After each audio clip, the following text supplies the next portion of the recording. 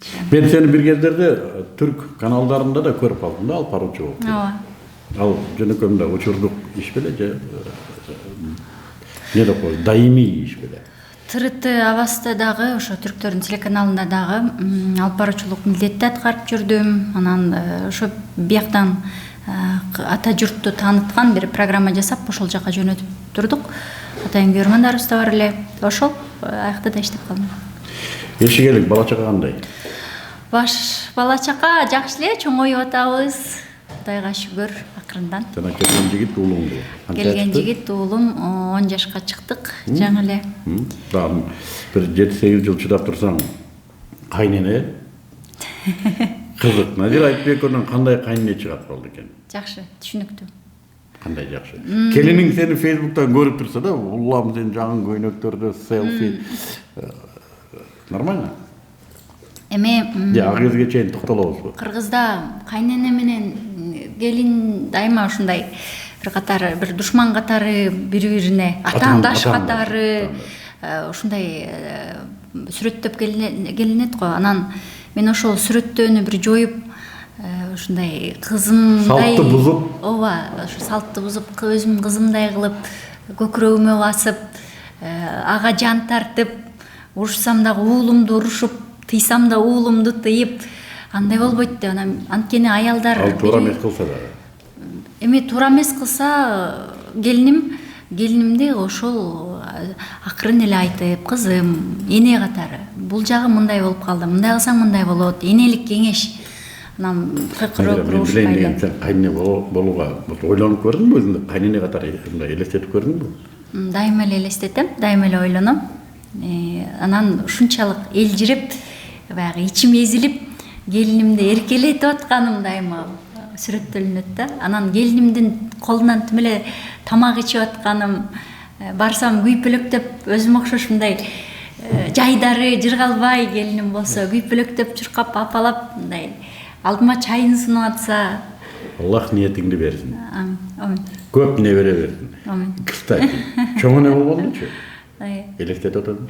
Чоң эне болгондо элестетем, бирок мен дайым баламдын жашоосуна кийлигишпеген, өз алдынча жашаган тың кемпир катары элестетем өзүмдү. Эми кайнене катары, эне катары. Кемпир деген чөтө адырмы? Эми барыбыз карыйбыз да. Жанында балким абышкан болот чыгар. Саякаттап, биз өз дүйнөбүз менен алып урушалы. Эч качан мындай бала төрөлгөндөн кийин мойнуна милдеттеме кылып, мен сени ушунча бактым, сен менен багышың керек дегим келбейт. Балам өзүндү, ал менин тандоом болгон ошол адамды жарык дүйнөгө алып келиш. Анан 18 жашына чейин чоңойтуп, сүйүүмдү, билимимди, болгон нерсем берип алсам эле, анан калганынан өзү уядан учкан соң, өз жашоосун, өз арабасын өзү тартса, мен өзүмдүкү өзүмдө болсо дейм да. Анан мен баягы сый катары келип турсам тажатпай. Сени карабай кетип калса мейлиби? Сен үчүн көпсүндай да, үйлөндү, катынын ээрчип кетет, энеси калат. Калайсың, калбайсың, ошондой болот да. Сен даярсың. Албетте, эмнеге? Азыркы Не обидно? Жок. Азыр сен мухаббатыңды берип атасың, балаң үчүн иштеп атасың, аны тарбиялап атасың. Эми бул эне бол, бала тарбиялоо бул иш да, мындай айтканда. Кадимкидей жумуш. Ал менин тандоом да. Мен тандоом. Мен ушундай жараткандан тилеп атып, бала бер деп атып, баламды жаратып алдым. Анан ал баламдыга сүйүү берип атам, билим берип атам. Анан мойнуна минип алып болду. Сен неме, мен сени кылгам, мен сени чоңойтком деген нерсе туура эмес деп ойлойм. Анан ушундай ушундай кыйынчылык менен чоңойтуу кыйын өзү. Бул мен материалдык жагын айтпайм дегиле, эне болуу оңой эмес да. Анан бир күн 20-га чыкканда бир кызга учуктап түшүнгө кирбеген жерден келген кызга, эми дальше сен муну каалаганыңдай минип жаша деп берип коюш, не обидно? Жок. Нормально. Албетте.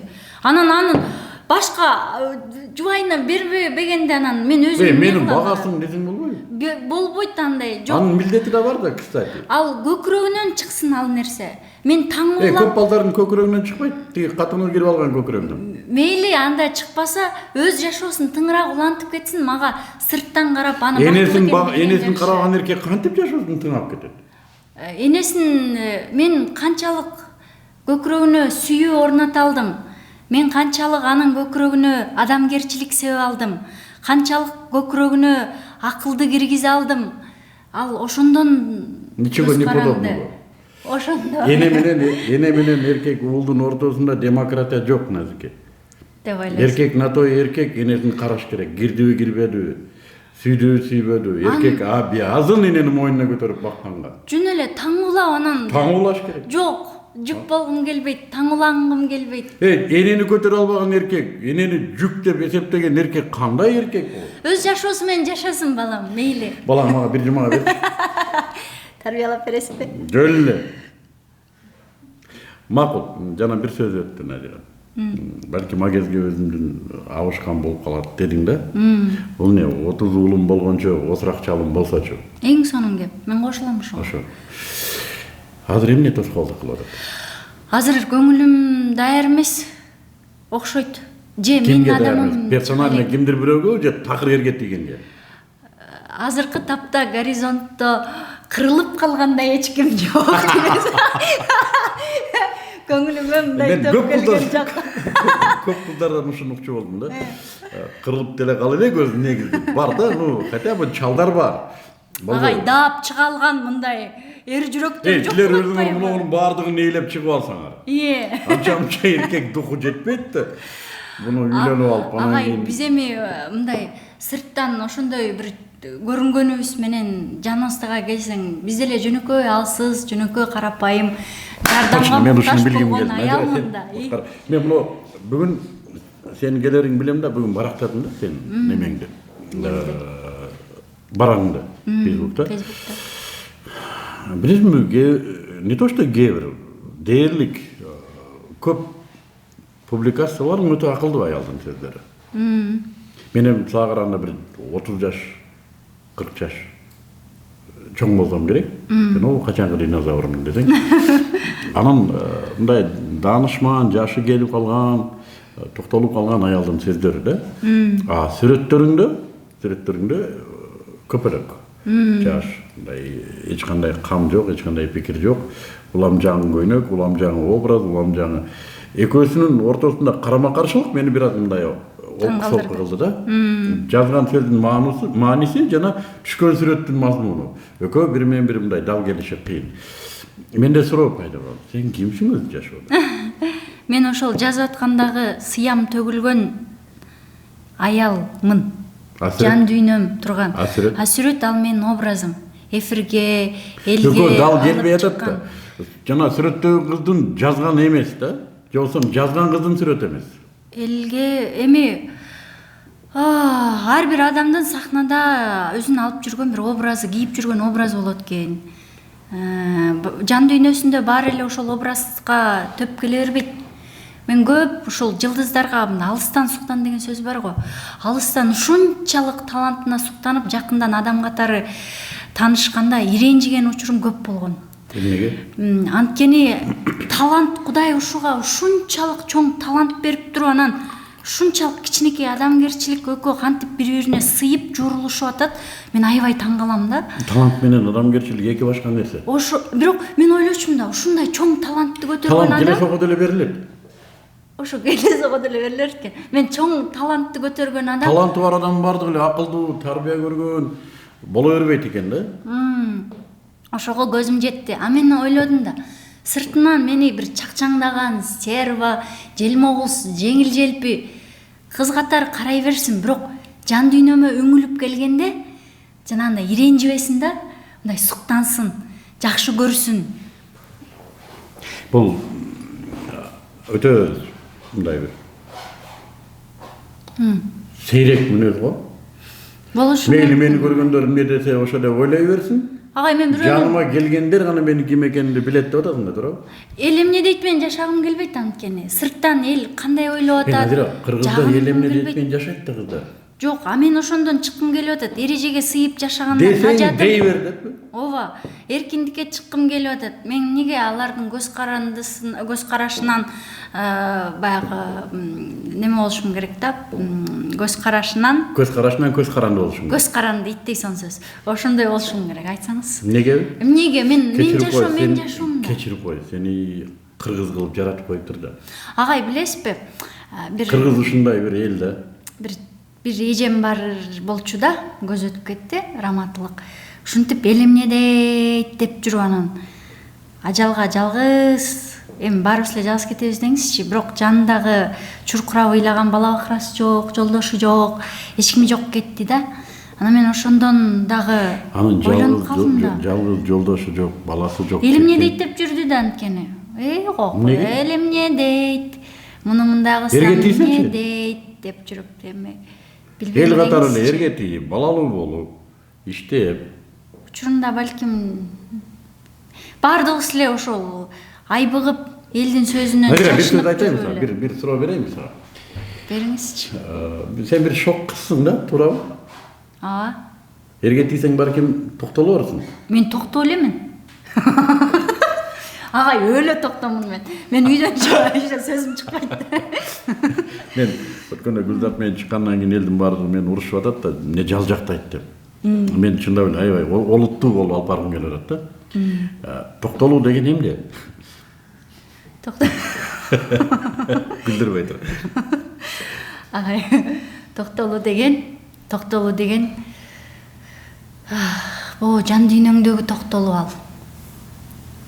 Токтолуу деген эл үчүн токтолуу эмес да. Мен мисалы үчүн эл үчүн зымырайып зымга тарткандай болуп, азыр тим эле актёрдук чеберчилигимди карманып, укмуш момтуп алып анан кетип, ар жактан жалжаңдап калжаңдагандан көрө, агай, эфирге эле ушун мен кандай болсом ошондой эле кабыл алышсын. Мейли жалжаңдап калжаңдайын, жаман көргөн жаман көрсүн, жакшы көргөн ушул жаман адатым менен кошо кабыл алсын. Эмнеге мен аларга карап түздөнбөйм, кечирип коем. Олуттуулукту кандай түшүнөсүң? Олуттуулук бул иштен болот, агай. Анын баары ичте жаткан нерсе. Мисалы, бир мисалын айтчы олуттуулуктун. Мындай кимди олуттуу деп эсептейсиң? Олуттуу, жоопкерчиликтүү адамды олуттуу деп эсептейм. Жашоого жоопкерчилик. Кандайдыр бир чечимди кабыл алганда, эсептеп, ойлоп. Албетте ар бир чечими мындай иши кылса деген чечимдер эмес да. Жетөлчөм бир кесилет. Сенин жашооңдо кайсы чечим олуттуу болду? Олуттуу көп эле чечим, агай, ар бир аялдын чечиминде. Мисалы үчүн турмушка чыккандагы чечим оңой эмес чечим экен. Мисалы үчүн жашооң эртеңки күнү кандай болот, эмне болот деп баардыгын салмактап, кандай адамдын колун кармап баратам, ал адамды бактылуу кыла аламбы, ал адамга татый аламбы, ал адам мага татый алабы, ошонун баары таразага салынган олуттуулук, агай. Бала жаратып атканда дагы аялдардын баары ушу өтө жоопкерчиликтүү карап, олуттуу болуш керек ага дагы. Мисалы үчүн мен эне болгонго физикалык жактан эле эмес, руханий жактан, моралдык жактан, психикалык жактан, баардык жактан жетилдимби? Ушул менден жаралган адамды бир адам кылып, эл арасына татыктуу кылып кошо аламбы, колуман келеби? Мына ушул суроолордун тегерегинде ойлоно алган адам олуттуу. А чечим алгандачы? Чечим алганда, эгер ошону жаратып атсаң, чечкиндүүлүгүң ошондон. Эгер бир адамдын колун кармап атсаң, чечкиндүүлүгүң ошол. Сыр болбосо, сен азыр каерде иштейсиң? Мен эркин кошмун, иштебейм. Кантип жашап атат? Шабашкалар менен жашайм. Мисалы үчүн, жок, тойго чыкпайм, тойго көңүлүм сүйбөйт такыр. Киного тартылам, рекламаларга тартылам, Инстаграмдан рекламага акча түшүп калат. Майда чүйдө ушундай шабашка менен жашайм. Это нормально? Дайым эле нормалдуу боло бербейт, бирок бир жерге байланып иштегенде азыраак таап калыш мүмкүн. Айлыкка иштегенде. Эмнеге өзүң бизнесиңди ачпайсың? Өзүң бизнесиң ачыш үчүн бир акчага болгон дилгирлигиң, акчага болгон сүйүүң да болуш керек экен. Эгер акча менен эсептешкенди билбесең, акча сенин көңүлүңдө бир эч кандай орун ээлебесе, бизнес жасоо кыйын экен. Точно. Мен 35 жыл ушундай ой менен жашадым. Менден бизнес менен чыкпайт. Мен айтчумун, койчу, акчадан эркин болуш керек. Мен акча эсептегенди эле билчү эмесмин. Чөнтөгүмдө канча бар экенин билчү эмесмин. Кээде илгери шоу менен жүргөндө дипломат акчаларды көтөрүп жүрдүм, бирок мен үчүн жанагы конфеттин кагазындай да. Мен азыр аябай ичимен өкүнүп атам. Кандай чоң мүмкүнчүлүктөрдү кое бериптирмин, ушул жалган ойлор менен жүрө берейин. Акчаны эсептеген үйрөнсөң болот экен, мүмкүнчүлүктөрдү туура иштетсең болот экен, мүмкүнчүлүктөр дагы башка мүмкүнчүлүктөрдү алып келет экен. Ким мага ушул сөздү айткан, мен билбейм. Менден бизнесмен чыкпайт, мен акчадан эркин болушум керек. Мен азыр айтам, бул жалган сөз, просто өзүңдүн мүмкүнчүлүктөрүңдү жөн эле болор, может быть, даже рисовка да, орусча айтканда. Мен азыр ошол кезде өзүмдүн оюмду, вот ты рисанулся, парень, не пропустил столько возможностей дейм да. Ладно, давай жигиттер жөнүндө сүйлөшөбүз. Мейли. Куда түшкөндөр бар? Аябай олуттуу куда түшүп келгендер деле жок. Бирок Не деп айтышат?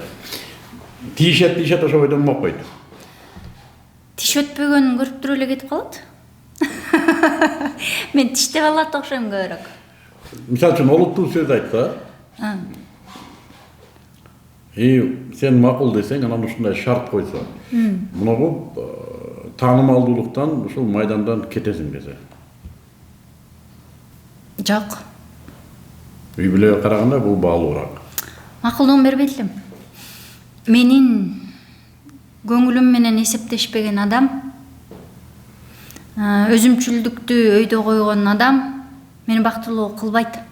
2 сапардан бери эгерде бизди ушу кыйналып аткан болсоңуздар, эч ким биздин каналды көрүп эле деп кыйнаган жок. Чынын айтканда, башка жин киргендер келбеген каналды көрсө боло берет. Азыр эфирден агай окуп бизде тогот келди. Сүпүлөп. Анча мынчалар чыгарып. Өтүнүч, бизди көрүп аткандарга мен сураныч. Подписка кылып коюңуздар. Мына подпискага дагы көп адамга жетишине себепкер болот экен, сураныч. Анан мен дайым сиздерге суроо ургутам, дагы кимди чакыралы эфирге деп. Өтүнүч, мына ушундай элде жүргөн элдер ал адам жөнүндө ой такыр башка, а затында ал адам башка да. Мен Назираны билчүмүн, КТРда иштеп жүргөндө, мен акыркы жылдарымда Назира жаңы келип калды. Анан мен байкап калчумун мындай. Бир 2-3 образ жүрчү да бул кызда. Кайсы образы чыныгы образ. Мага дайым кызык болчу.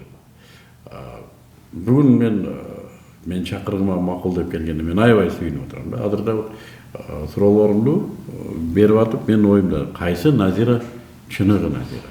Эгер мен ошо чыныгы Назираны бүгүн таба алсам, же көрүп отургандардын ичинде чыныгы Назираны таба алса, мен ойлойм алар сыйлайт бул кызды. Кыргыздын дөөлөтү кыздарында, чындап айтканда. Эмне үчүн биз кыздарыбызды кызганабыз, эмне үчүн мындай коргой албасак дагы мындай бир кыжырыбыз келет да кыздардын бир эмесин көргөндө. Себеби ошол кыздар кээде бейбаштык кылып коюшу мүмкүн, кээде түшүнүктөрү туура эмес болушу мүмкүн. Ким ал кыздардын урматын ордуна коюп, ал кыздарга төр берип, ал кыздарга агалык, аталык, бир мээрим берип атат? Ким? Бүгүн эркектердин кыздарга болгон мамилеси кандай өзү? Жакшы эмес. Мисалы? Жакшы эмес. Сен урушкандар болобу? Жок, агай. Урушкандан дагы. Албетте ушуп, момтип, майдаланып, кагып силкип, мындай сөздөр да болот. Анан төшөк маселесин козгогон дагы бир маньяк эркектер болот. Алар дагы. Сен тааныган эркектерби же тааныбагандар? Тааныбагандарбы? Анан ошо тааныбагандыктан пайдаланат. Ооба, балким билбейм, сырткы образдан балким ошондой нерсе келип аткандыр. Бирок дейин десем, башка олуттуу жүргөндөргө деле андай нерселер көп баймабай жазылат экен. Анан мен ушинтип ойлоп калдым, бул биздин эркектер кандай, эмне болуп баратат деп. Анан көп эле ушу эркектер жөнүндө сын тагып бир статус жазганда аялдар дагы жазып калат, балким биздин тарбиябыз жакшы болбой аткандыр депчи. Балким Ошол эркектерди тарбиялаган эне да деп айтышат. Ооба. Ошон үчүн эгерде чыныгы мырзаны кааласаң, уулуңду жакшы тарбияла деген бир сөз окуп калдым, аябай жакты. Демек аялдар биз ошого көбүрөөк көңүл бөлүшүбүз керек. Өзү ошондой коомдун энеси аял болот да. Ата тарбиялай албайт баланы. Ата иштеп жүрөт. Керелден кечке итке окшоп бардын сен үйгө иштеп келгенге жандал баштап жүрөт. Эркекти эне жасайт. Ошон үчүн кыргызда сөз бар экен. Атасы жиндинин бирөө жинди, энеси жиндинин баары жинди дейт. Ошо алсыз кылып койгон, духу жок, фейк болуп, эл артында аялдар менен ажылдашып айтышканды да эне жасады. Эне жасады. Ошондой эле эл алдында, жоо бетинде, бүт оорлукта мойнуна алган эркекти да эне жасады. Ошон үчүн уулуңа эмнелерди бергиң келет? Аялды сыйлаганды үйрөтүш керек биринчи орунда. Анан Уулуңду кандай көргүң келет? дагы билбейм агай, мен уулум жакшы чыгыш үчүн мен өзүмдү тарбиялашым керек. Мен качан гана тарбияланганда уулум каалайсың каалабайсыңбы, ал мени чагылдырат. Ал күзгү сыңары.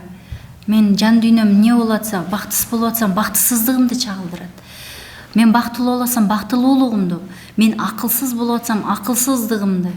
Ошон үчүн мен качан гана акылман, бактылуу аял болгондо уулум дагы ошол нерсе чагылат деп ойлойм. Бирок сен өзүңдү тарбиялайм десең, убакыт өтүп кетип атат да. Уулуң да чоңоюп атат да. Чоңоюп атат. Мени көрүп тарбиялана берет автоматтык түрдө. Уулду тарбиялаганда мен ушундай бир нерсени таптым да.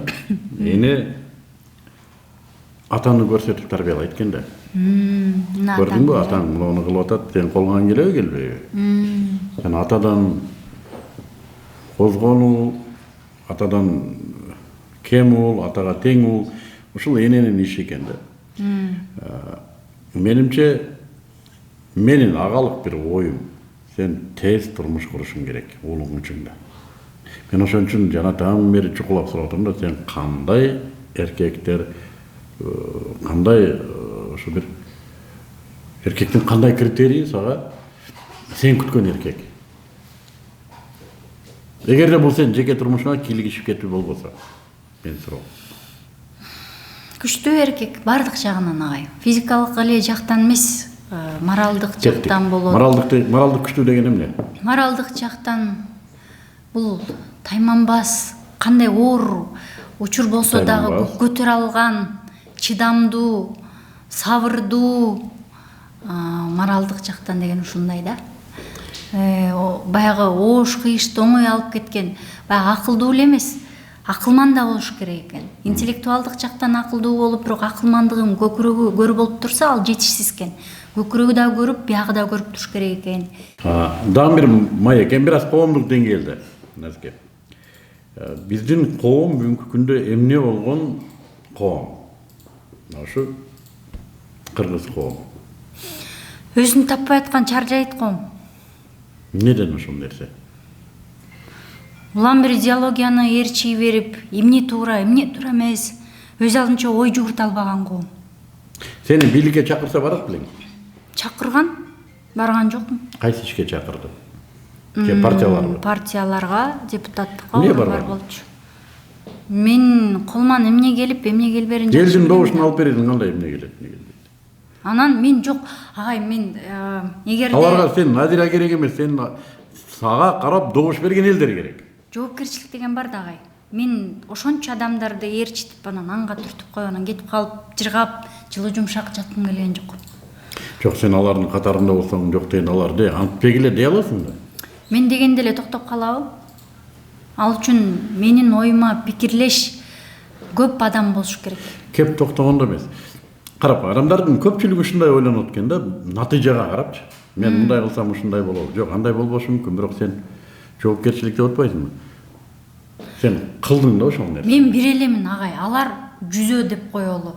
Анан ошол 100 кишинин баары тең башкача ойлонуп атса, мен эле тейтеңдеп башкача ойлонуп атсам, жалгыз кантип алым Билесиң, Назира, сен өзүңө коюлган бир милдетти аткардың да, алар аны кылабы кылбайбы, ал алардын жоопкерчилиги. Бирок сен айтасың, мен кылдым ошону дейсиң. Натыйжа башка нерсе. Бирок депутаттыкка бардым. Мыйзамдан эч түшүнүгүм жок. Назира азыр бардыгы ошондойлор отурат. Ну кечирип кой, мен ошолордой болгум келген жок. Неге? Айлык, сонун айлык, машине, шопур, каяка барсаң уча, жилик. Надира. Кызыктырган эмес ал нерселер эч качан. Кийин вдруг барып каласың. Мен абирим менен мындай соттошо келгенде, үйдөн уятым менен сүйлөшө келгенде бетим кызарбасын да. Абирим алдында мен мындай мен минттим да деп көкүрөк кирип мындай турушум керек да. Мен ушуга барган жокмун. Барган жокмун мен, анткен жокмун деген. Мен КТРде иштеп жүргөндө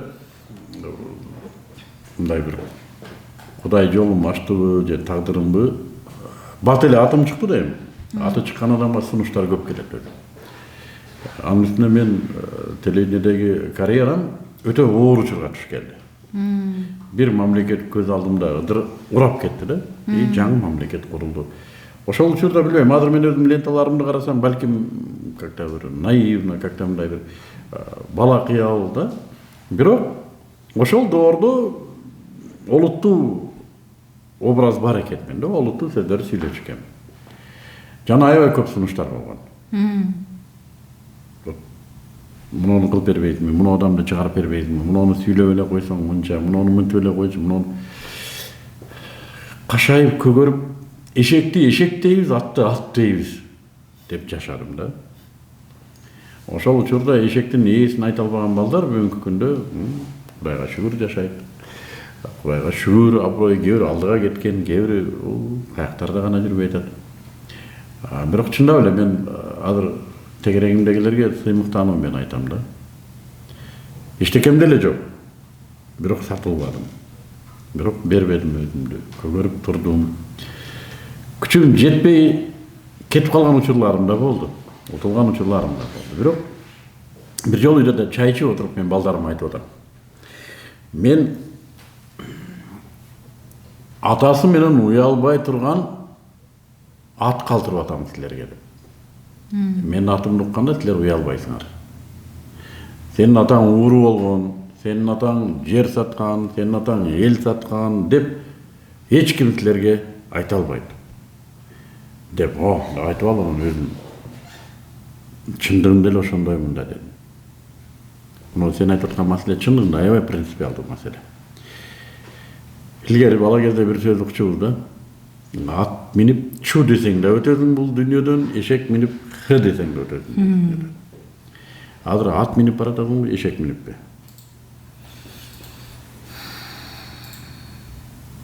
Билбейм. Балким жөөлөп бараткандырмын. Азыр сенин жашооңдогу бул аябай жакшы учурбу, же орто учурбу, же кыйынчылык учурбу, кандай учур? Жалпы жөнүнөн Кудайга шүгүр. Ошо алты саным аман экенине шүгүр, баарын жакындарым жакшы экенине шүгүр.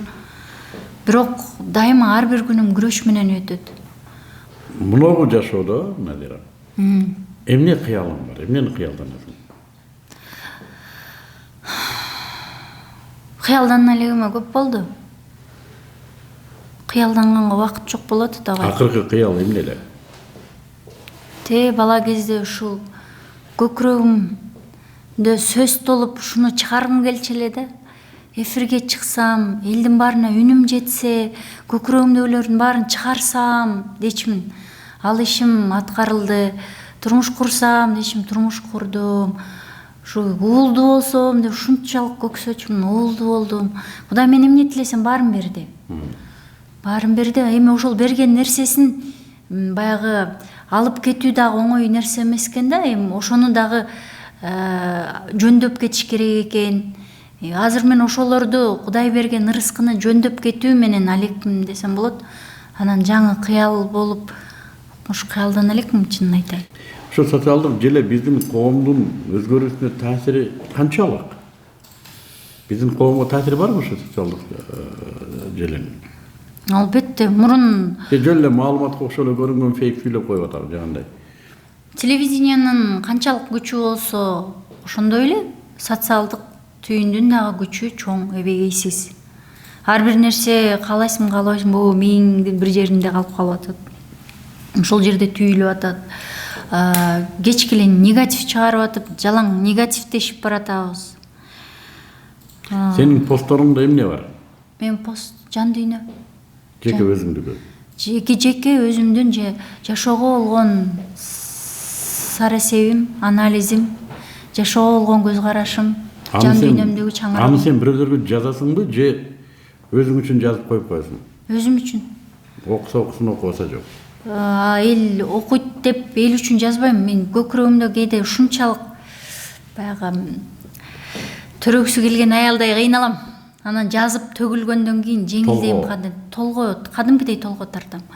Ошон үчүн жашоону дайыма мындай жөн эле өткөрүбөйм да, ар бир адамдын бир сөзү мага бир нерсе калтырат, ошол көбүрүп чыгат да. Мен ушуну бекер берген жокмун да. Эгерде ушу эл окусун, эл ушуну көрсүн, элге кандайдыр бир таасир берсин деп жазсаган тет.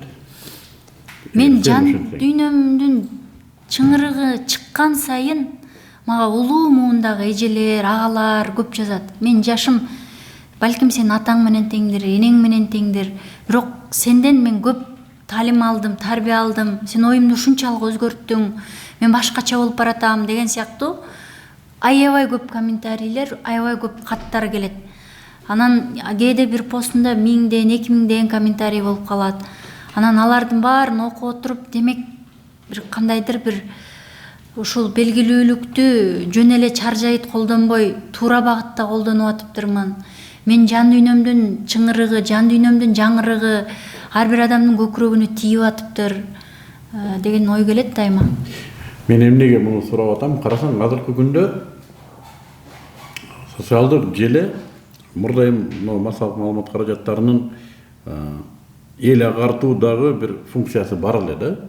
Элге билим берет эле, кандайдыр деңгээлде элдин маданиятынын тамырын кармап турчу да.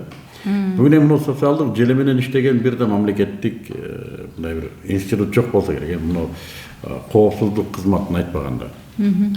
Балким ушул жерде кандайдыр бир ушундай миссияны алсачы дейм да, ошо сага окшогон эл жакшы көргөн, оозунда сөзү бар.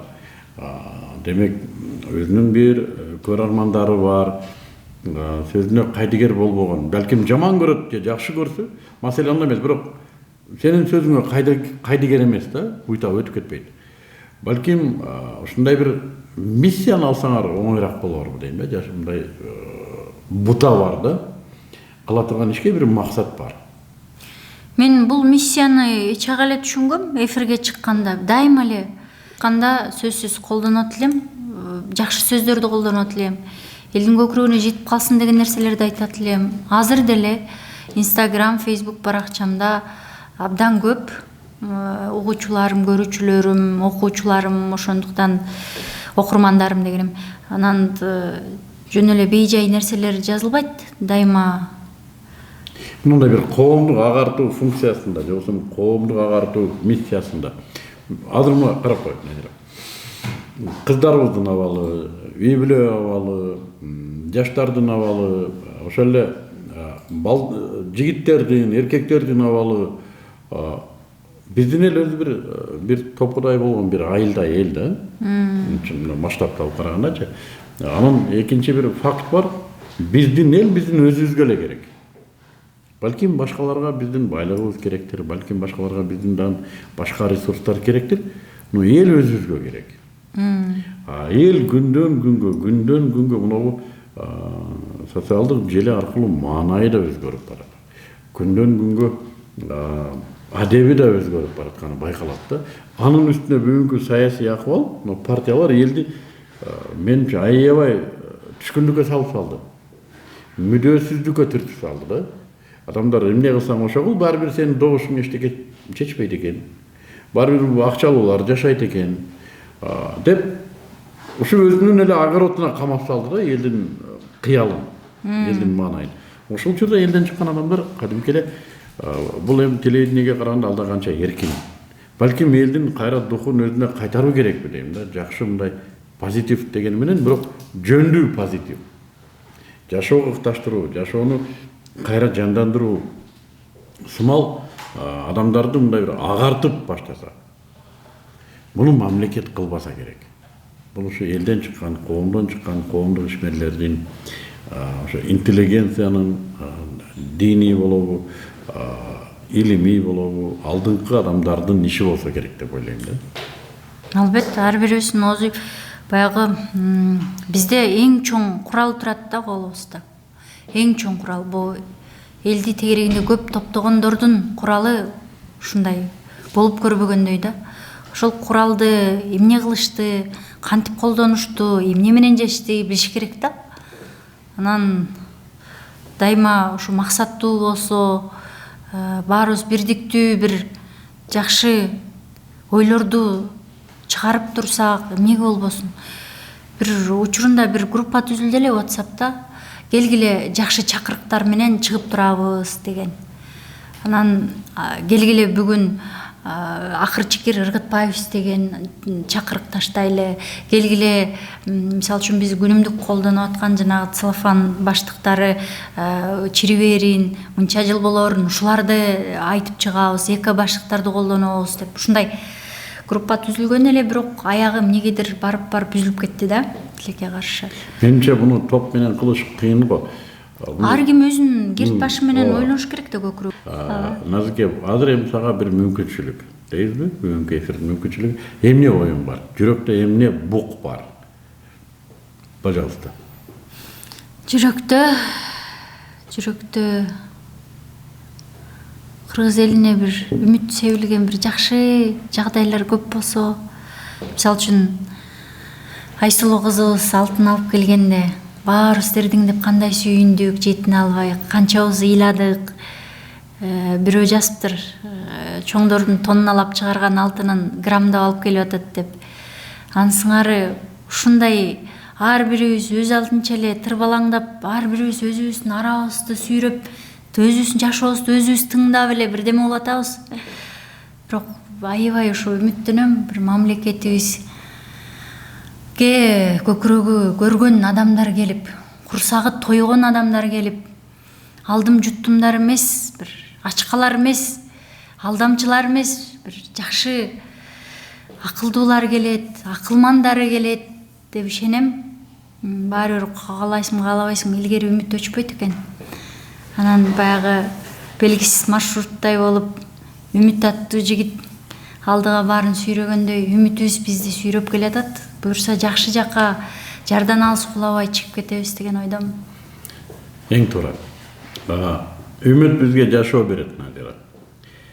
Эгер үмүт деген нерсе болбогондо ким билет? Урматтуу угуучулар, угармандар деп калабызбы? Кечирим сурайбыз. Бул оператор не причем, кыргызча айтканда. Техника. Баягы эле, бул КТРдан өзүм менен алып келген сөзүм ушу техникалык себептерге булай. Ушундай пенсияга чейин ушу сөз менен барат окшойт. Эмки жумага чейин үйүңүздөргө Аллах Таала тынчтык берсин. Бардыгыңыздарды мунау жумада бейпилдикте өтүшүн тилейбиз. Жана бүгүнкү мен ардактуу коногум болгон ушу студиябыздын ажары болгон карындашыбыз, биздин кызыбыз Надиранын келгенине мен өтө ыраазычылык билдирем. Назике. Дасторкон жай албадым. Чайыңызга рахмат. Аны да тоотуп эптеп иштиң да аягына чейин. Жок, соң сусап аткам. Рахмат. Үй-бүлөңө Аллах тынчтык берсин. Амин. Тилеген максаттарың берсин. Ушу бир жакшы жигит келсин, балким келаткандыр, где-то адашып Народный фронтке кирип тентип жүрөбү. Келип калат. Тиз эле келбейин депчи. Жок, балким балалыкта жашоонун өзүнүн дүкөндөрү бар го. Сен да эми биякта отура бербей, кес-кесте көчөгө чыгып карап тур да, балким эшикти таппай жүрөт, балким номерин таппай жүрөт дегендей. Тагдыр ушундай. Кээде белеги күтүүсүз келет. Жана турмушка чык. Аллах насип этсин, жакшы күйөөнү, жакшы үй бүлө, көп төрө. Коркпой төрөй бер, бул Facebook эч жакка качпайт. Ишыл бактылуу бол, карындашым. Рахмат, рахмат. Эмки жолугушканга чейин бардыгыңыздарга сак саламаттык болсун.